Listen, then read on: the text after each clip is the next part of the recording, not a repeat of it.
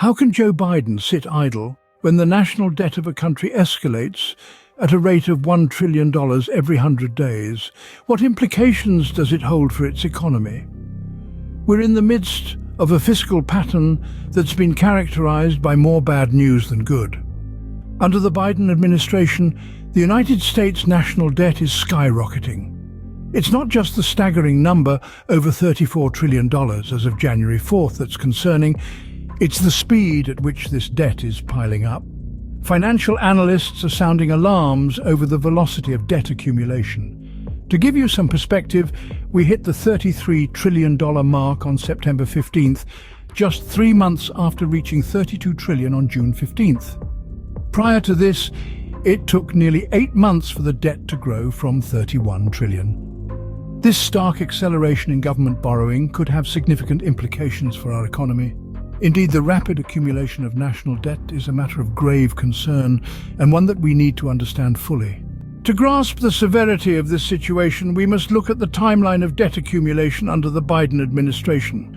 Let's rewind the clock back to June 15th. The United States national debt was sitting at a dizzying $32 trillion.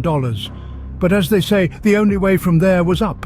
Fast forward just 3 months to September 15th, and we find the debt had mushroomed by another trillion to reach $33 trillion. Now, most of us would think that's a startling rate of debt accumulation, but hold on to your hats, because the story doesn't end there. Just over 3 months later, on the 4th of January, the debt meter ticked over again, this time to a staggering $34 trillion. Yes, you heard that right. That's another $1 trillion of debt in a little over 100 days. The speed at which the debt pile is growing is not just fast, it's accelerating. In the past, it took nearly 8 months for the debt to swell from $31 trillion. The current rate of debt accumulation, however, is almost twice as fast. This pace is so rapid that financial analysts are now using the term velocity of debt accumulation to describe it. In essence, the United States is borrowing at an unprecedented rate. Every 100 days, another $1 trillion is added to the national debt. That's $10 billion a day, $416 million an hour, or nearly $7 million a minute. These numbers are mind-boggling. They represent a significant uptick in the rate at which the government is borrowing, and this stark acceleration in the velocity of debt accumulation could carry significant implications for the economy. As we can see, the velocity of the debt accumulation has seen a stark acceleration in recent times. The Treasury Department likens the national debt to a person using a credit card and not paying off the full balance each month. Now, imagine you are that person. Each month, you swipe your card for more than you can afford to pay back. This is akin to the government spending more than it collects in revenue. The amount you owe increases as interest accrues on the unpaid balance, similar to how the national debt grows with interest. Just as your credit card debt represents the total of your monthly overspending, the national debt embodies the accumulation of the United States annual budget deficits. However, unlike personal debt, the government can't simply declare bankruptcy to wipe the slate clean. It has to manage this debt, which becomes increasingly difficult as the debt grows. This is the reality of our national debt, a credit card bill that keeps growing with the minimum payment barely covering the interest. In simple terms, the national debt represents the accumulated deficits over time, much like a person's credit card debt. The soaring debt has not been without its consequences. It has notably affected America's credit rating. That's right, the financial health of the country is not just measured by its GDP or unemployment rate, but also by its credit rating. This rating is a reflection of America's fiscal strength and its ability to repay its debt. And unfortunately, it's not looking too good. Moody's Investors Service, one of the most reputed credit rating agencies globally, has recently downgraded America's credit rating. In November, it shifted the country's rating from stable to negative. And what's the reason? The growing national debt and the expanding budget deficit. Now that's a troubling sign, isn't it?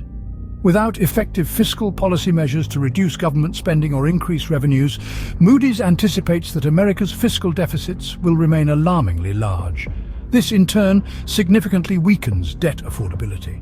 In simpler terms, the US is finding it harder and harder to pay off its debt. But it's not just Moody's. Another rating powerhouse, Fitch, has also taken a step back, lowering the federal government's credit rating last year from AAA, the highest possible rating, to AA+, a notch below. The reason? Fiscal deterioration over the next 3 years. So what does this mean? A lowered credit rating is a clear warning sign. It signals to investors that the US government's ability to meet its financial commitments is weakening. This could lead to higher borrowing costs in the future, making it even more difficult for the country to manage its debt. And let's not forget, America's credit rating affects us all.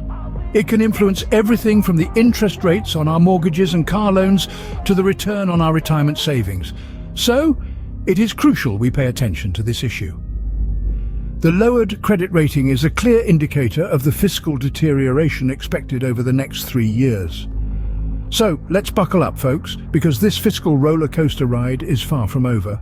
The current situation calls for effective fiscal policy measures to reduce government spending or increase revenues. What do we mean by fiscal policy measures? In layman's terms, these are the strategies used by a government to manage its income and expenditure. They can include changes in taxation, government spending, and borrowing. Now, in the face of such a looming debt crisis, these measures become even more critical. Why? Because they can influence the rate at which our national debt grows. Let's look at government spending. By reducing unnecessary expenditure, we can slow down the rate at which we borrow, thus slowing the accumulation of debt. On the flip side, an increase in government revenues through taxation or other means can provide the necessary funds to cover government expenses without resorting to additional borrowing. But it's not just about reducing spending or increasing revenues, it's about making smart strategic decisions. It's about prioritizing investments that stimulate economic growth and generate income in the long run. It's about ensuring that every dollar spent or earned is used in the most efficient and effective way possible. This is where fiscal policy measures come into play. They can help guide these decisions, ensuring that they align with the country's economic goals and objectives. They can help create a roadmap for managing the national debt, providing a clear path forward in these uncertain times. However, implementing these measures is not without challenges. It requires careful planning, rigorous analysis, and strong political will. It requires a commitment to fiscal responsibility, to making tough decisions for the greater good. In the end, the goal is to strike a balance. A balance between managing our debt and investing in our future. A balance between fiscal responsibility and economic growth. A balance that ensures the sustainability of our economy for ourselves and for future generations. Without effective fiscal policy measures, the US's fiscal deficits will remain very large, significantly weakening debt affordability. In conclusion, the rapid accumulation of national debt under the Biden administration poses a significant threat to the economy. As we've explored throughout this discussion, the velocity of our debt accumulation has surged, escalating by $1 trillion every 100 days. This is a stark acceleration, a fiscal pattern that is alarming and carries significant implications for our economy. To reiterate, this acceleration is not a mere coincidence. It's a clear indication of our nation's fiscal health. We've seen our national debt jump from $31 trillion to $32 trillion in just 3 months, a stark contrast to the previous 8-month period it took for the debt to swell by a similar amount. This trend is not just concerning, it's alarming.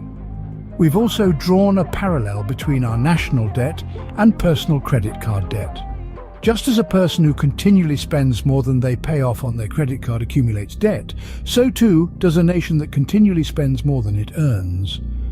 Our collective debt is a reflection of our fiscal habits, and it's clear that these habits need to change.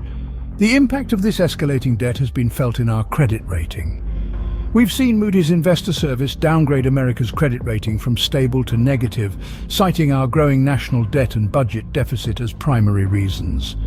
Fitch, another rating house, also cut our federal government's credit rating from AAA to AAA+, predicting further fiscal deterioration over the next 3 years.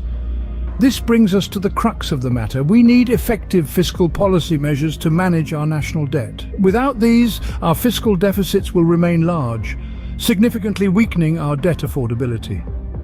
This is not a problem we can afford to ignore. The national debt is not just a number, it's a reflection of the country's fiscal health, and it's time we paid it the attention it deserves.